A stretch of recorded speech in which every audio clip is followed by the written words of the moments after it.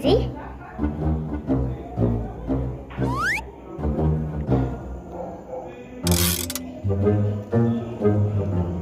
Que foi? Você sabia que tá adotado? É mentira!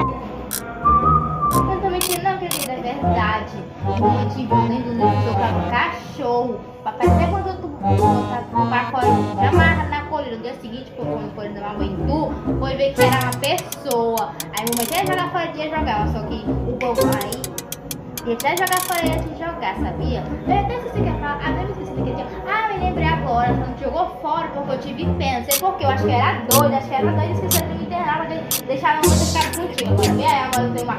Minha vez de princesa sumiu por causa de você. E você é adotado, por isso que tu não parece com ninguém, você é uma aberração. É mentira! Vou contar tudo pra mamãe! Ai, que dia lindo e maravilhoso.